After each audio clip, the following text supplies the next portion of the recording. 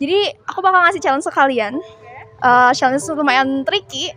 Jadi peraturannya kalian bawa air, segelas air yang hampir penuh, dan kalian lari dari sini sampai ya kira-kira ke gerbang itulah, atau enggak ke tiang yang kedua itu dalam waktu 30 detik. Airnya nggak boleh tumpah sampai melebihi batas yang udah ditentuin, nanti ada tandanya di situ. Jadi peraturannya nggak boleh nambahin air dan gelasnya nggak boleh ditutup. Gitu. Oke. Iya, gelasnya nggak boleh ditutup. Oke, so kalau berhasil, dapat hadiah. Siap. Yo, dong, serius dong. Oke, sebentar ya. Gimana pun caranya? Terserah gimana pun caranya. Oke, sebentar ya. Buat timer nih. 30 detik ya guys ya. Dalam hitungan ketiga, mulai ya. Oke, 1, 2, 3.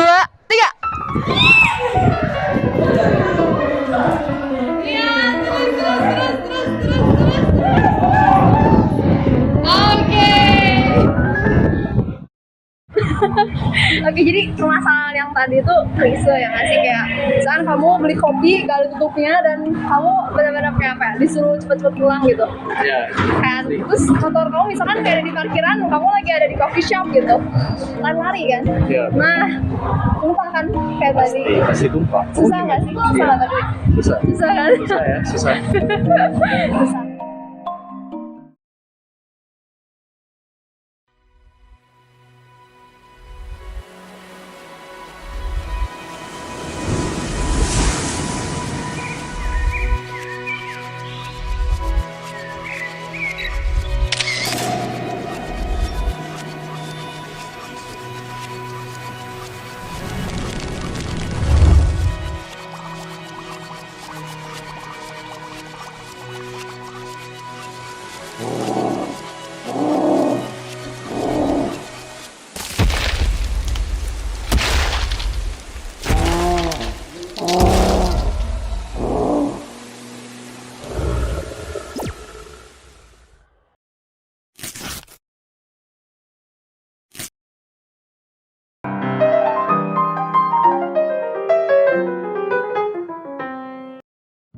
Oke, buat ngalahin tantangan ini, pertama kita harus tahu kenapa sih air bisa tumpah. Kalau ada yang tahu, coba komen di bawah. Untuk ngejawab pertanyaan itu, kita lakukan sedikit percobaan kecil. Pakai gelas ini. Dari percobaan yang sudah kita lakukan, kita bisa melihat bahwa kalau kita menggerakkan gelas ini, airnya juga akan cenderung ikut bergerak. Dan walaupun waktu kita berhentikan, airnya ya tetap bergerak. Ini mencerminkan hukum pertama Newton, yaitu jika benda bersifat diam atau benda diam ya akan tetap terus diam. Tetapi jika benda diberikan gaya bergerak terus, maka ya akan cenderung bergerak terus. Kecuali ada gaya yang menghentikannya.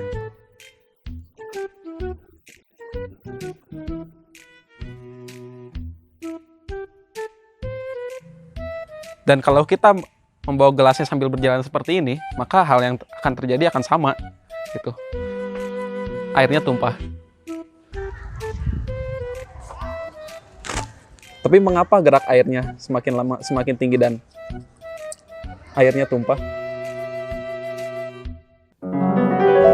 Oke, jadi kenapa air itu bisa tumpah? Sebelum bahas lebih lanjut, kita harus ingat dulu bahwa kita hidup di tempat atau di dunia yang dibatasi oleh yang namanya fisika. Mulai dari konsep-konsep, teori, hukum-hukum, dan juga seluk-beluk lainnya tentang ilmu fisika ini sendiri. Dan dalam ilmu fisika, kita mengenal yang namanya amplitudo. Di mana amplitudo ini bisa kita katakan sebagai ketinggian atau jangkauan dari gerakan suatu benda. Kalau dalam hal ini, ketinggian air saat bergerak menabrak dinding gelas dan akhirnya bergerak ke atas. Tapi, bukannya amplitudo itu hubungannya sama getaran. Gerakan ini kan bukan getaran. Oke, sebelum kita menyimpulkan terlalu cepat, kita harus lihat dulu pengertian dari getaran. Getaran itu sendiri merupakan gerakan bolak-balik yang melewati suatu titik tengah atau titik kesetimbangan. Di mana titik kesetimbangan ini simpelnya, kalau kita berdiri di titik tersebut, kita bisa melihat gerakan benda ini ke kiri atau ke kanan. Dan kalau kita berdiri di tengah-tengah dari gelas ini, kita bisa melihat gelas ini bergerak ke kiri dan juga bergerak ke kanan. Jadi gerakan ini sebenarnya putaran juga. Dalam getaran, nggak cuma amplitudo aja yang terkenal. Ada juga namanya frekuensi. Yang singkatnya frekuensi itu seberapa sering kita melakukan getaran itu. Bisa sering, bisa juga tidak sering. Dimana frekuensi ini berhubungan erat juga dengan amplitudo. Pada saat frekuensi tertentu, amplitudo dapat mencapai maksimum, dan pada saat frekuensi lainnya, amplitudo bisa minimum, atau bahkan nol. Dan pada saat frekuensi membuat amplitudo menjadi maksimum, kita namakan sebagai frekuensi natural dari suatu objek. Dan dalam peristiwa ini, frekuensi natural yang berperan adalah frekuensi natural dari gelas, di mana dapat dihitung dengan rumus yang kurang lebih mirip dengan rumus ini. Ada fungsi yang dibagi dengan radius atau jari-jari dari gelas. Dari rumus ini kita bisa melihat bahwa gelas itu berbanding terbalik dengan frekuensi naturalnya, si radiusnya, atau singkatnya jari-jarinya. Jadi semakin besar radiusnya, maka frekuensi naturalnya akan semakin kecil, dan sebaliknya. Hubungannya apa sih? Jadi pertama kita melihat dulu frekuensi gerakan tangan kita saat berjalan itu sebagai manusia rata-rata 1 sampai 2,5 Hz. Dan menurut perhitungan dengan rumus ini yang sudah dilakukan oleh tim Action Lab, rata-rata frekuensi natural dari gelas kopi atau gelas yang bisa kita gunakan adalah 2,6 sampai 4 Hz. Dimana artinya pada saat frekuensi tertentu, pada saat kita berjalan dengan frekuensi tertentu, kita tuh mencapai frekuensi natural minimal dari gelas itu sekitar 2,5 atau lebih sedikit. Yang artinya air dapat mencapai amplitudo maksimumnya, yang akhirnya dapat dengan mudah melampaui batas dari gelas dan akhirnya tumpah. Dan kalau kita lihat tadi kan ada hubungan dengan radius. Hal ini dapat kita lihat hubungannya dengan peristiwa nyata, yaitu saat kita membawa air di tabung reaksi gelas kopi dan juga ember. Jadi pernah ada nggak sih yang ngebayangin kenapa gelas atau tabung reaksi di lab-lab itu kecil diameternya? Hal ini dikarenakan semakin kecil diameternya, maka frekuensi natural akan semakin besar yang susah dicapai saat kita berjalan, sehingga air atau cairan dalam tabung itu lebih susah tumpah. Berbeda dengan ember yang sangat luas, frekuensi naturalnya sangat kecil yang akhirnya sangat mudah untuk tumpah. Tapi kalau kita lihat dari perhitungan tim Action Lab, frekuensi natural dari ember itu kan 0,25, yang artinya nggak ada di range 1 sampai 2,5 itu sendiri. Tapi kok bisa tumpah juga? Intinya, ternyata dalam peristiwa ini nggak cuma daerah frekuensi natural itu sendiri yang berpengaruh, tapi bisa juga kelipatan dari frekuensi natural itu sendiri. Misalkan tadi 0,25, berarti bisa di setengah, 3/4, 1, dan kelipatan-kelipatan lainnya. Dimana pada saat tertentu frekuensi ini akan sama dengan frekuensi gerak tangan kita, yang akhirnya menyebabkan air bisa sampai amplitudo maksimum dan tumpah juga. Tapi kenapa? Karena pada saat kita mencapai frekuensi natural, gerak tangan dan gerak air itu seperti lagging. Jadi gerak air itu agak terlambat ketimbang gerak tangan kita. Saat kita maju, air mempunyai momentum untuk maju, dan saat kita mundur, air ini masih punya momentum untuk maju, yang akhirnya depan dia tetap maju menabrak dinding, dan akhirnya kita bisa melihat air itu bergerak ke atas. Kalau hal ini terjadi berulang-ulang, ya akhirnya tumpah. Oke, jadi kalau kita udah tahu apa penyebabnya, kayaknya kita tinggal nyari solusinya deh.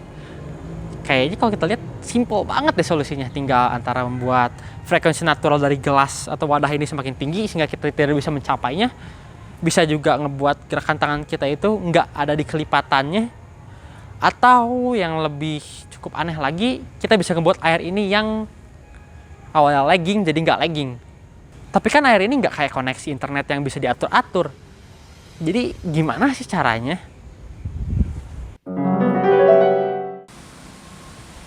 Oh hai, so tadi kan udah dengerin penjelasan soal frekuensi resonansi kan ya? Yap, betul banget. Yang jelasin kenapa kalau misalnya kita lagi jalan atau lagi lari bawa airnya tumpah. Nah, tapi spill knot itu geraknya nggak cuman gini doang, nggak cuma bisa gini doang, tapi bisa gini juga. Wow, kira-kira kok bisa ya? Oke, jadi ada beberapa alasan kenapa gelas di atas spill knot yang lagi muter tadi itu nggak jatuh. Alasan yang pertama adalah pivot point. So, spill knot-nya pas muter dia geraknya melingkar, ya kan? Nah, setiap benda yang bergerak melingkar itu pasti punya pivot point, atau yang biasa kita sebut dalam bahasa Indonesia sebagai titik poros. titik poros yang mana? Ya ini, jadi kita. So, kalau misalkan benda yang bergerak melingkar itu nggak punya pivot point, ya dia pasti nggak akan bisa bergerak melingkar dan pasti jatuh. Ada alasan lain selain pivot point yang melatar belakangi kenapa gelas di atas spill knot, pas spill knot yang muter, airnya nggak tumpah. So, ada dua gaya yang disebut sebagai gaya sentripetal dan gaya sentrifugal.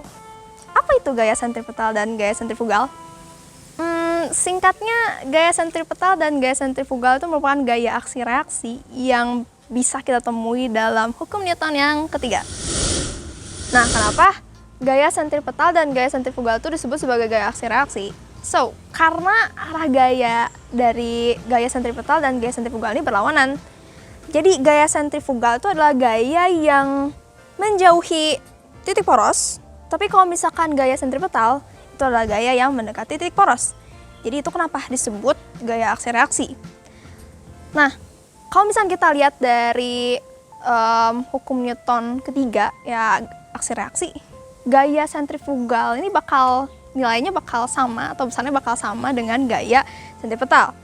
Nah, kalau misalnya kita lihat dari rumus gaya sentripetal, rumusnya adalah massa dikali percepatan. Nah, percepatan sentripetal ini memiliki rumus massa dikali kecepatan kuadrat dibagi dengan radius atau biasa kita sebut sebagai jadi-jadi. Nah, kalau misalkan massa benda yang bergerak melingkar ini, kalau misalnya di spill knot ini ya airnya ya, atau misalnya benda yang kita bawa ini massanya semakin besar, nah maka percepatan sentripetalnya pun akan semakin besar. Kalau misalkan percepatan sentripetalnya semakin besar, seperti rumus yang sudah disebutkan sebelumnya, maka gaya sentripetalnya akan semakin besar.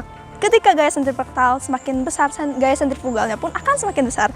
Nah, itulah yang membuat mengapa semakin besar atau semakin berat massa suatu benda yang bergerak melingkar, maka gaya sentrifugal, dorongan keluar atau gaya yang menjauhi titik porosnya akan semakin besar. Itulah mengapa gelas yang ada di atas spill knot tadi gak tumpah.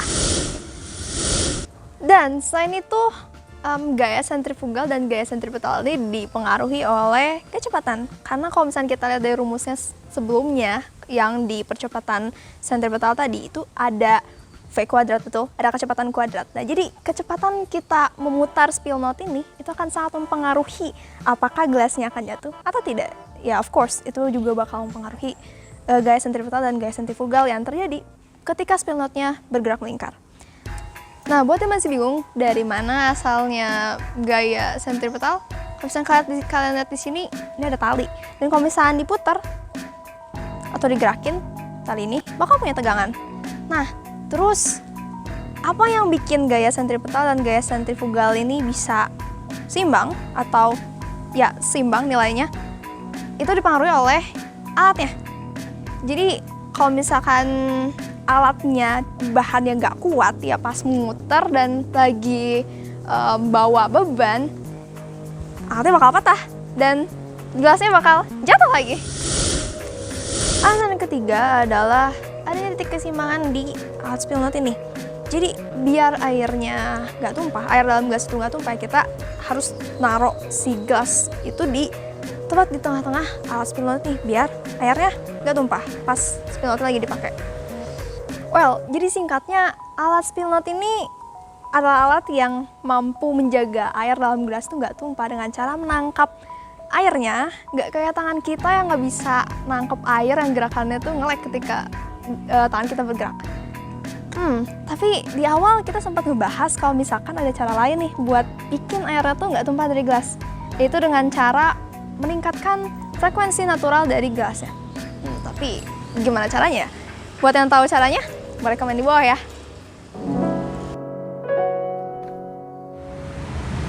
Oke, jadi alat ini bisa untuk menjadi solusi untuk permasalahan kita.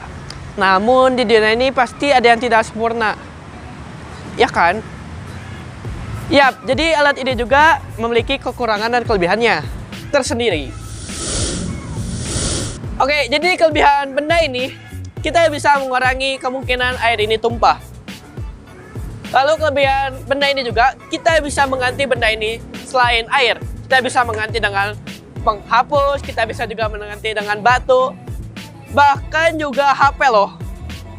Nah, kita juga bisa membawa minuman atau air ini digantung di dalam sepeda, bahkan juga motor loh.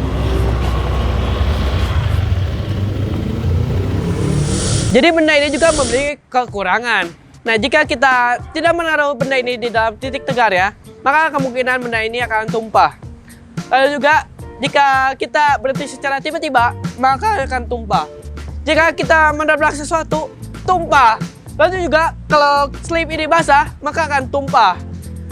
Lalu kalau bendanya ini memiliki luas permukaan yang kecil, maka bisa tumpah.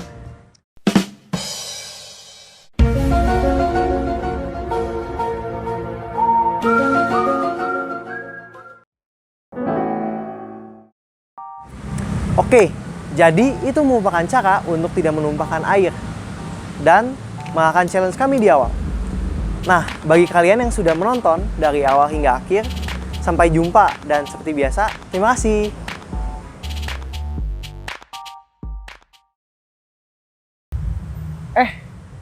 By the way, kalian punya cara lain nggak buat ngain challenge ini?